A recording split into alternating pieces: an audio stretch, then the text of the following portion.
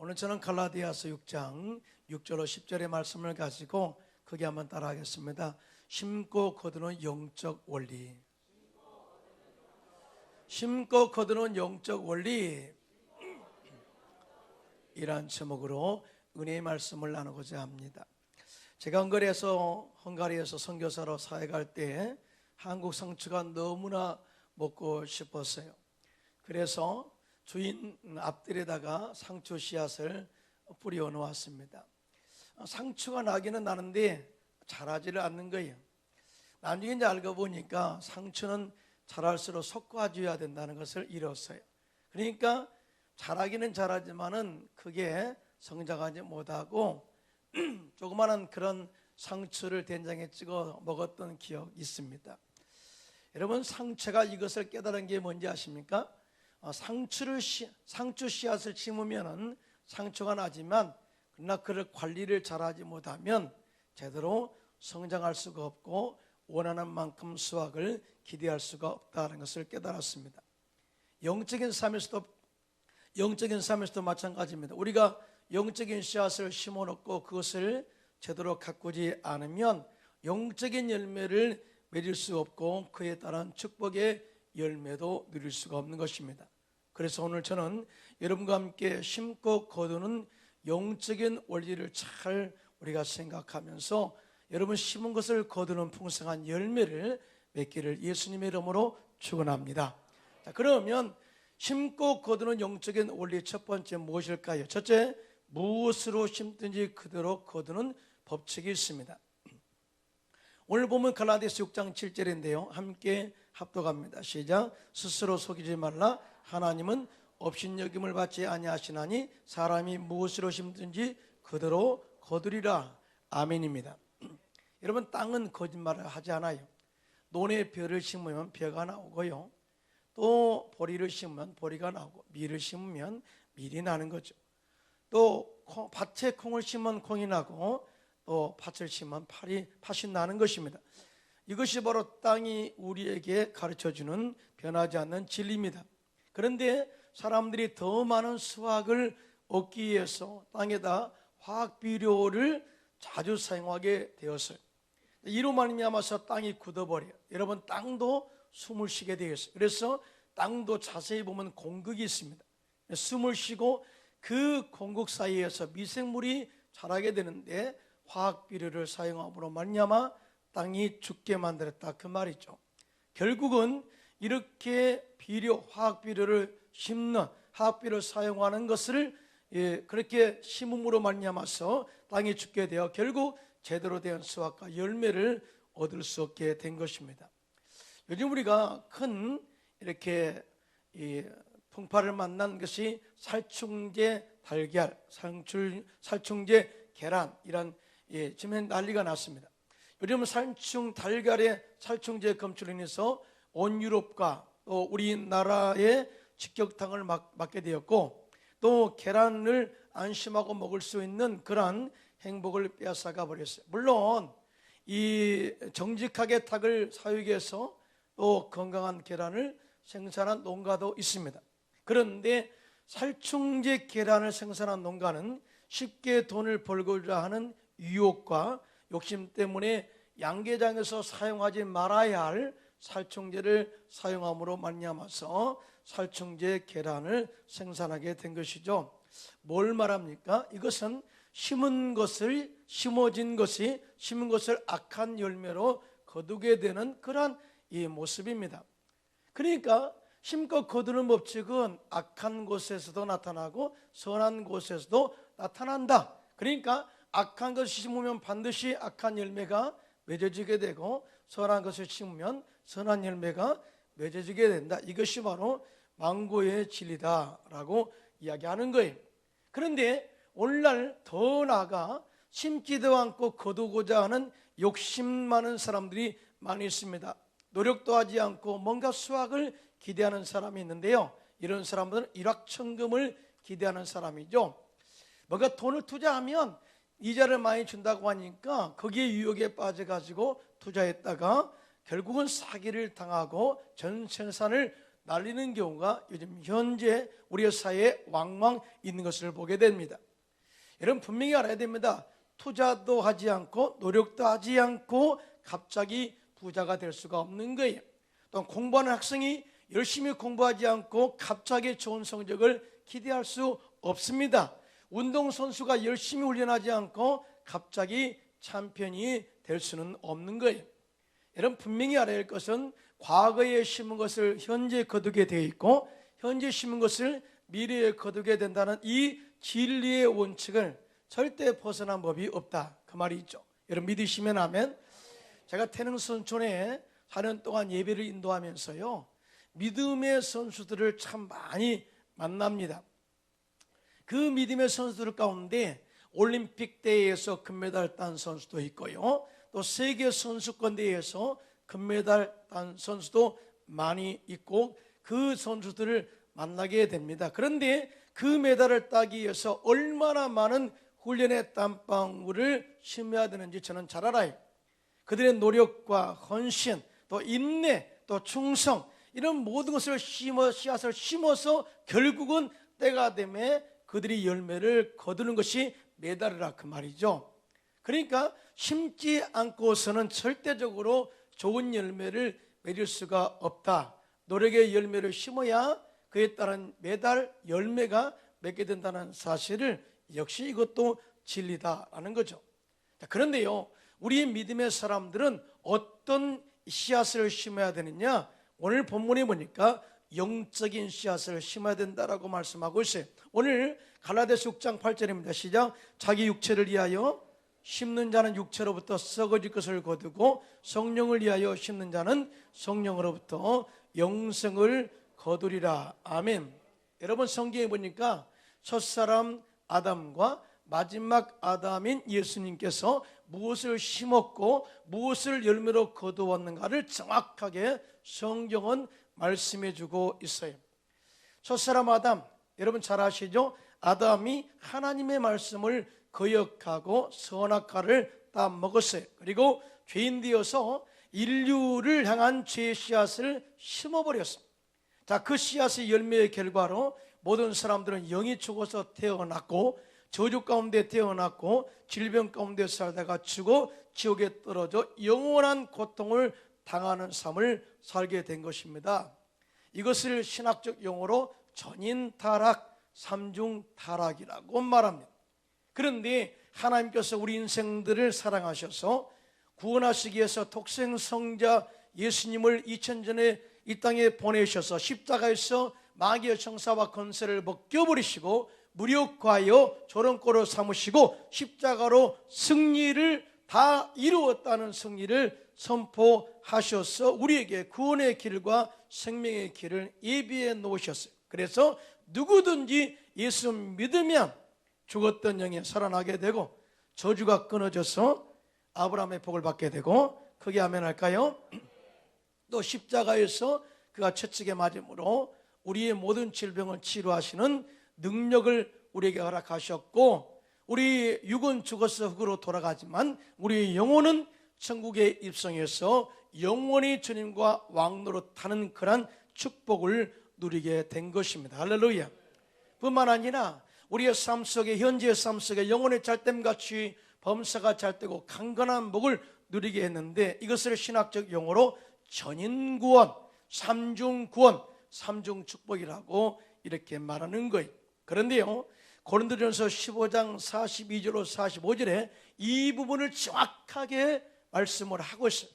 함께 합독합니다. 시작. 죽은 자의 부활도 그와 같으니 썩은 것으로 심고 썩지 아니할 것으로 다시 살아나며, 욕된 것으로 심고 영광스러운 것으로 다시 살아나며, 약한 것으로 심고 강한 것으로 다시 살아나며, 육의 몸으로 심고 신령한 몸으로 다시 살아나나니, 육의 몸이 있은즉 또 영의 몸도 있느니라.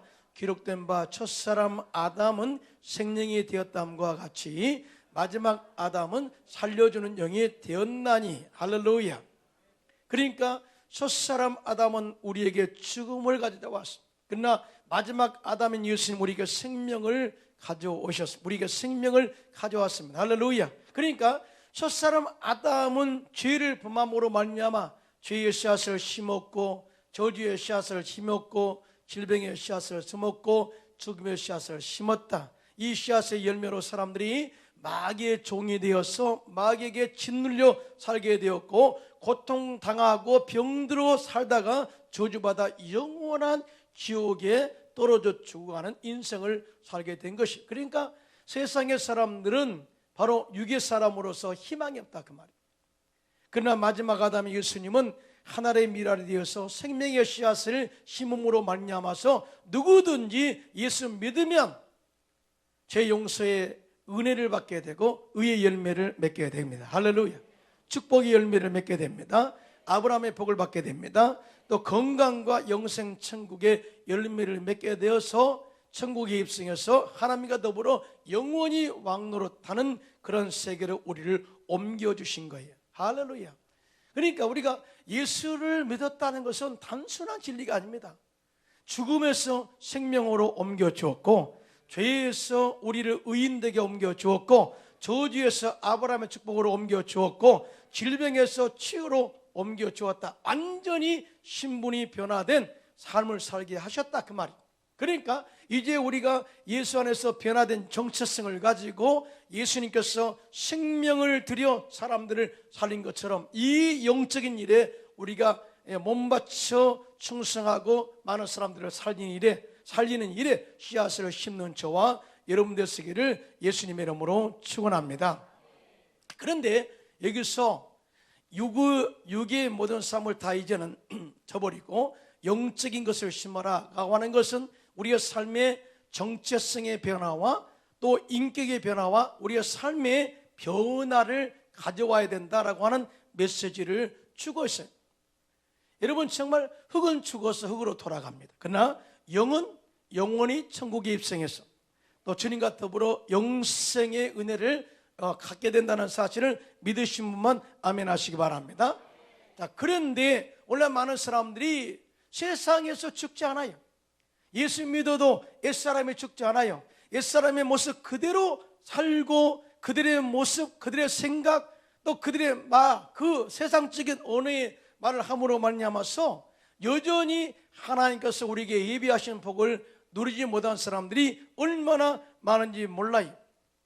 그러니까 내가 하나님 안에서 새로운 피조물이다, 또 나를 택하신 족속이요 왕같은 제사장이요 또 그의 소유된 백성이요 그의 나라요 이렇게 말을 하면서도 실적으로 그의 생각과 꿈과 믿음과 말이 바뀌지 않는 사람이 많다는 거죠. 그러니까 우리의 삶 속에 우리 흐르는 저주를 끊어라 이렇게 말하는 것은 우리의 삶의 패턴을 영적으로 바꿔라 하는 메시지가 들어있어요. 여러분 우리가 예수 안에 새로운 피조물이다 이렇게 말하면서도 여전히 세상 말을 하고 세상에 있었던 그런 말을 우리가 계속해서 심는다면 결국은 그 사람은 현재 세상적으로 심어놓은 말의 열매를 먹고 살 수밖에 없는 거예요. 입술의 열매를 먹고 살 수밖에 없는 거예요. 그러니까 지금도 예수 안에서 새로운 피조물 된 하나님의 자녀된 그러한 삶은 영적인 말을 해야 되는데 그렇지 않고 맨날 죽겠다 그래요. 이것 때문에 죽겠고 사업이 안 돼서 죽겠고 피곤해서 죽겠고 잘 되어서 죽겠고 배불러 죽겠고 배가 고파서 죽겠고 계속해서 죽겠다는 말을 해요. 그 다음에 할 수 없다고 이야기합니다. 이래서 안 되고 저래서 안 되고 누구 때문에 안 되고 자꾸 남을 핑계대요. 여러분요 절대 이런 사람은 이렇게 말을 심어놓은 사람은 그 쏟아낸 그런 말의 열매를 반드시 거두게 되는데요, 이것은 저주예요. 저주. 오늘 저주를 끊으시기를 예수님의 이름으로 축원합니다. 그리고 이제는 긍정의 말, 창조적인 말, 하나님 안에서 할 수 있다 하면 된다 해보자 라고 반드시 하나님께서 나를 복주시고 복주셔서 머리되게 하시고 위에 있게 하시고 앞서가도록 인도하신다는 것을 절대로 믿고 나가시기를 예수님의 이름으로 축원합니다. 우리는 유대인들을 참 좋게 봅니다. 또 유대인들의 삶의 방식에 대해서 굉장히 부러워합니다. 왜냐하면 유대인들은 어느 세계에 가더라도 상층부에 있어요. 유대인들의 삶은요 정확합니다. 항상 변하지 않아요. 그들의 삶의 방식을 보면은 항상 그들의 마음속에 전능하신 하나님의 신앙이 있어요. 하나님으로 가득 차 있어요. 또 뿐만 아니라 하나님의 말씀으로 가득 차 있어요. 그리고 하나님이 우리를 택하신 선민이다. 우리는 특별한 하나님의 택한 선민이다. 이 선민의식으로 가득 차 있어요.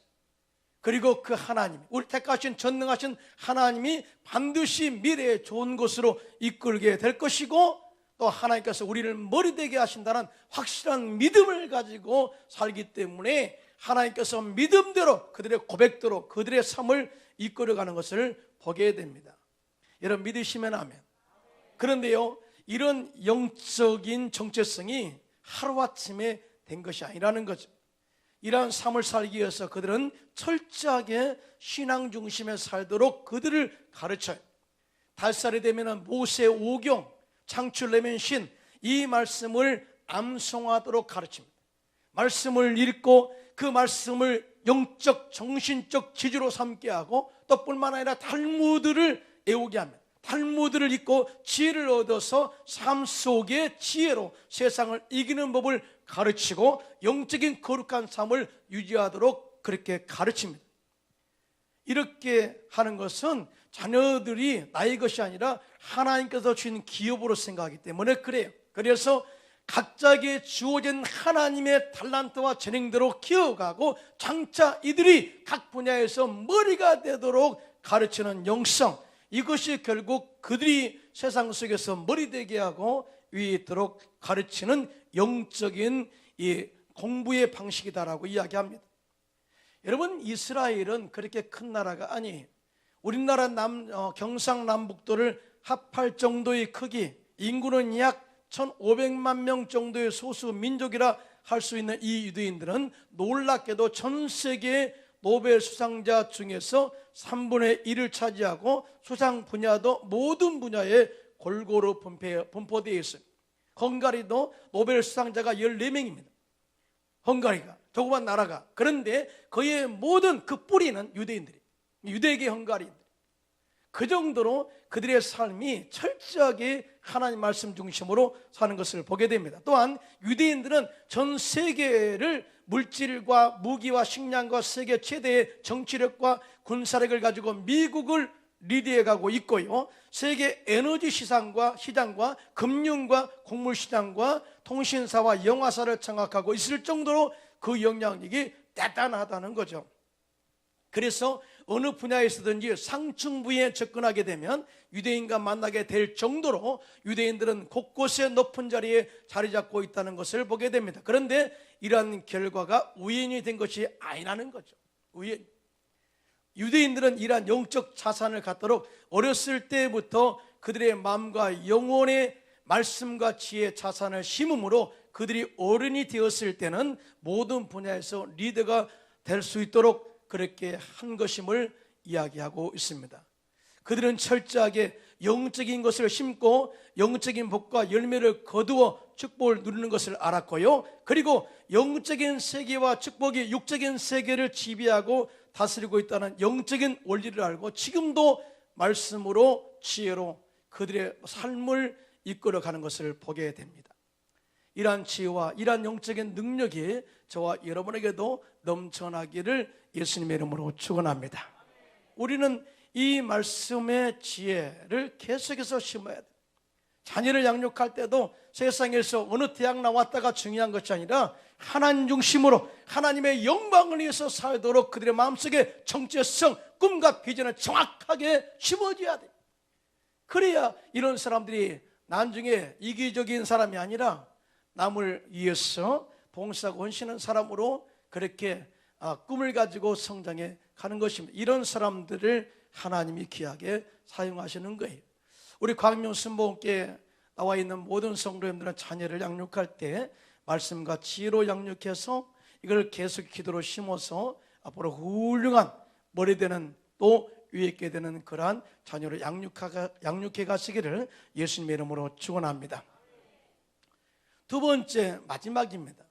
두 번째로 심고 거두는 법칙의 원리는 선한 것을 심고 낙심하지 말고 포기하지 않아야 된다라고 가르치는데요, 오늘 본문 갈라디아서 6장 9절에 다 같이 시작. 우리가 선을 행하되 낙심하지 말지니 포기하지 아니하면 때가 이름에 거두리라.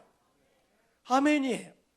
오늘날 많은 사람들이 심지도 않고 거들라고 하는 것도 있어요. 그러나 심어놓은 것이 열매를 맺을 때까지 낙심하지 않고 기다려야 되는데 중간에 포기해서 열매를 거두지 못한 사람들이 많이 있어요.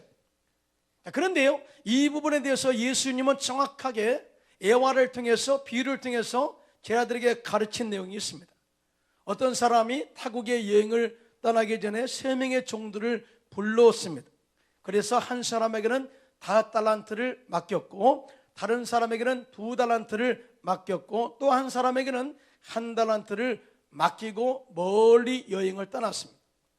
그 이후에 5달란트 받은 사람은 가서 그것으로 장사하여 5달란트를 더 남겼고, 2달란트를 받은 사람도 그와 같이 하여 2달란트를 더 남겼습니다. 그러나 1달란트를 받은 자는 땅에 그것을 파묻어 감추어 두고 아무 일도 하지 않았습니다. 자, 때가 되어 주인이 돌아와서 종들을 불러 계산할 때에 먼저 5달란트를 받은 종이 주인에게 나와 기쁘게 다음과 같이 보고합니다. 마태복음 25장 20절로 21절 다 같이 시작. 5달란트를 받았던 자는 5달란트를 더 가지고 와서 이르되 주인이여 내게 5달란트를 주시는데 보소서 내가 또 5달란트를 남겼나이다. 그 주인이 이르되 잘하였도다. 착하고 충성된 종아 내가 적은 일에 충성하였음에 내가 많은 것을 내게 맡기느니 내 주인의 즐거움에 참여할지어다 하고 칭찬을 했습니다. 2달란트 받은 종도 2달란트를 더 남겨 주인에게 가져왔을 때 똑같이 충성된 종이라 칭찬하고 많은 것을 맡기겠다 하고 내 주인의 즐거움에 참여할지다 하고 똑같이 칭찬했습니다. 그러나 1달란트를 받은 자는 다음과 같이 보고합니다. 주인이여 당신은 굳은 사람이라 심지 않은 데서 거두고 해치지 않은 데서 모른 줄을 내가 알았으므로 당신의 달란트를 땅에 감추어 두었습니다. 그리고 이게 가져왔습니다. 여기 당신의 것을 받으십시오. 그러자 그 주인이 마태복음 25장 26절 이렇게 말합니다. 시작.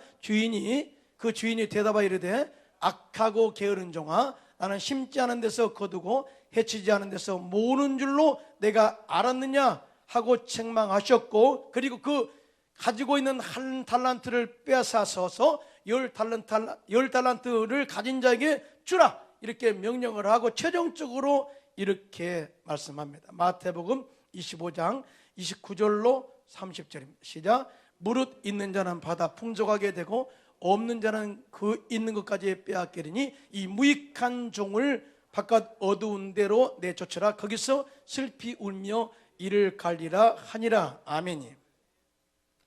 여러분, 이 비유를 통해서 예수님이 우리에게 가르치고자 한 그 내용이 있습니다. 그가 뭐냐? 우리에게 각자에게 준 달란트가 다 있다는 거예요.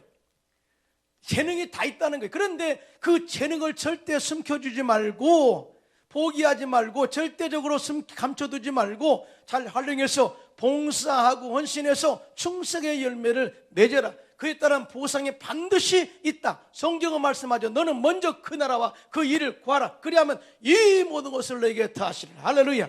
이런 말씀을 믿으시면 손들고 아멘 하시기 바랍니다. 이 엄청난 축복을 우리에게 선포했어요. 우리가 봉사하고 헌신하면 그것으로 끝나는 것이 아니라 이에 따른 반드시 보상과 보응이 따르게 된다는 사실에 대해서 말씀을 하고 있고요. 또 하나, 우리가 심을 수 있을 때, 섬길 수 있을 때, 봉사할 수 있는 기회가 있을 때 절대적으로 그 기회를 버리지 말고 그렇게 봉사의 씨앗을 심어라. 달란트를 심어라. 그리고 또 하나, 절대로 낙심하지 말고 포기하지 않으면 때가 되면 반드시 그에 따른 열매가 있게 될 것이다 라고 하는 이 심고 거두는 영적인 원리를 가르쳐주고 있습니다. 할렐루야. 사랑하는 성도 여러분, 우리가 심어놓은 것은 반드시 때가 되면 열매를 거두게 된다는 사실을 믿으시면 아멘 하시기 바랍니다. 제가 잘 아는 베트남 선교사님이 계셔요. 이 선교사님은 정말 베트남 선교를 위해서, 복음화를 위해서 열심히 가서 선교했어요. 너무나 열심히 했어요. 너무나 열심히. 앞뒤 보지 않고 열심히 하다 보니까 고난하게 공안에게, 베트남 경찰에게, 공안에게 붙잡혀가지고 그 나라에서 추방됐어요. 그러면 이 정도 되면은 끝났다, 다른 나라로 가야지, 그렇게 생각할 거 아니에요? 그런데 이분은 다시 들어갑니다. 또 잡혔어요. 다시 또 추방됐어요. 이 정도 되니까요, 얼마나 마음이 힘들었겠어요. 그 선교사님을 파송했던 교회 선교국에서는 다른 나라로 가세요, 되지도 않는 베트남에서 그렇게 선교하지 말고 다른 나라로 가세요. 저는 못 갑니다. 그러면 들어와서 개척하세요. 그래서 개척국에 들어가서 개척 교육도 받았어요. 그런데 기도만 해보면 베트남에 다시 들어가라, 그런 마음을 주더라는 거죠. 그래서 이런 고난과 고통을 겪으면서 깨달은 게 뭐냐, 무작정 선교하는 것보다는 어떻게 베트남을 복음화시키기 위해서는 어떻게 섬길 것인가 지혜를 얻게 됐다는 거죠.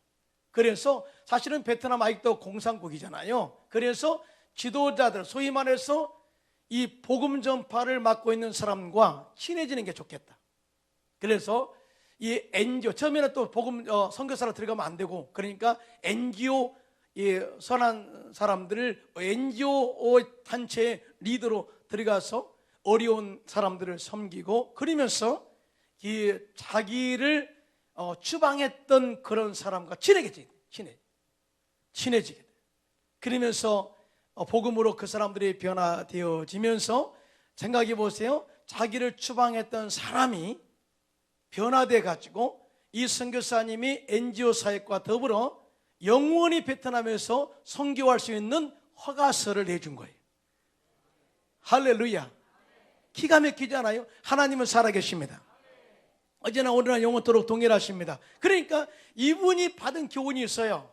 선언을 해가되 낙심하지 말지니, 포기하지 말지니, 때가 되면 반드시 열매를 거두겠다는 이 망고의 진리를 거두가신 분이에요. 지금은요, 선교센터도 짓고요, NGO 센터도 짓고요, 제자훈련센터도 짓고요.